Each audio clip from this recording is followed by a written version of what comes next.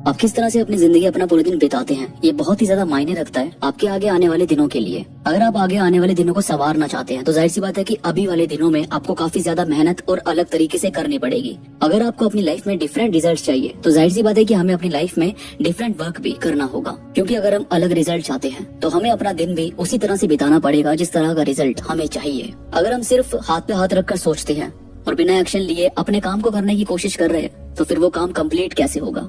तो अगर आप भी अगले 6 महीनों में अपनी लाइफ में एक बड़ा बदलाव करना चाहते हैं तो इन सभी चीजों को जरूर करना। इससे आपको काफी ज्यादा मदद मिलेगी अपने आप को आगे बढ़ाने में और अपने आप को इम्प्रूव करने में। तो सबसे पहली जो चीज है वो ये है कि नेगेटिव लोगों को अप्रिशिएट करना बंद कर दो।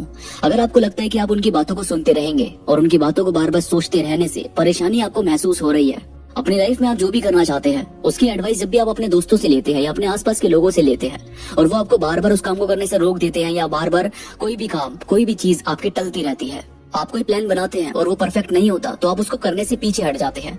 लेकिन भाई आपको कैसे पता चलेगा कि वो चीज परफेक्ट है या नहीं है?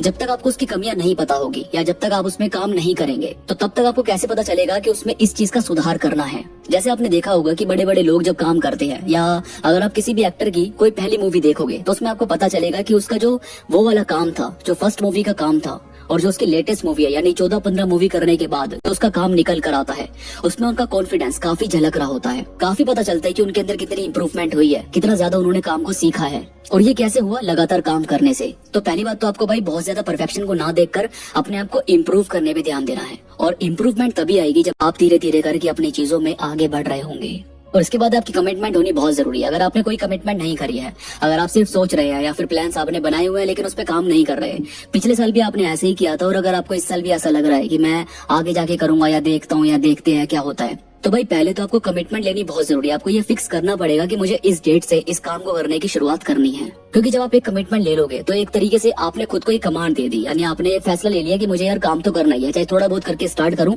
लेकिन देखते हैं, थोड़ा थोड़ा करके आगे बढ़ेंगे। अब इस चीज से आपको काफी ज्यादा मदद मिलेगी अपने आप को इम्प्रूव करने में, क्योंकि अब आप उस काम को करने के लिए रेडी हैं। अब आप कोई भी चीज करने के लिए अपने आप को आगे ला रहे हैं जो कि जरूरी है। इसके बाद आपको किसी को उल्टा सीधा ना बोलकर अपने आप को हम्बल रखने की कोशिश करनी चाहिए।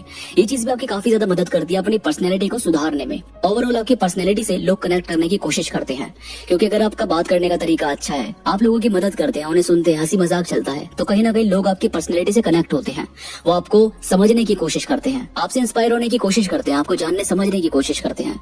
और हमें भाई कहीं ना लोगों की नीड रहती है कि कोई हमें सुन सके, हमसे बात कर सके। तो मुझे ऐसा लगता है कि जो लोग आपको सही समझ रहे हैं, जिनके साथ आपको भी अच्छा महसूस हो रहा है, उनके साथ आपको रहना चाहिए, अपनी बातें शेयर करनी चाहिए, उनको सुनना चाहिए और उनके साथ एंजॉय करना चाहिए। इससे आपका जो माइंड है वो फ्रेश रहेगा। आपको जब भी स्ट्रेस फील होगा आप इन लोगों से मिल सकते हैं, अपनी बातें कर सकते हैं, जिससे आपको बेहतर महसूस होगा।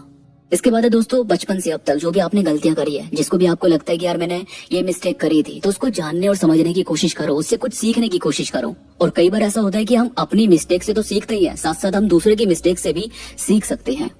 तो अगर कोई आपको कुछ समझाने की कोशिश कर रहा है, आपको बताया जा रहा है जो उसने गलतियां करी थी आप ना दोहराएं, वो आपको अपने एक्सपीरियंस से आपको समझाने की कोशिश कर रहा है, तो ये चीज हमें देखनी चाहिए, समझना चाहिए। क्योंकि हो सकता है कि उनका जो लाइफ एक्सपीरियंस है वो हमारे कुछ काम आ जाए। आपका जो लाइफ का रास्ता है, जिस काम में आपको जाना है, और अगर कोई आपका जान पहचान का है जो पहले उस रास्ते से जा चुके हैं, तो जाहिर सी बात है कि उनको उस रास्ते के बारे में ज्यादा मालूम होगा, उनको पता होगा कि कहाँ पर क्या मोड़ लेना है।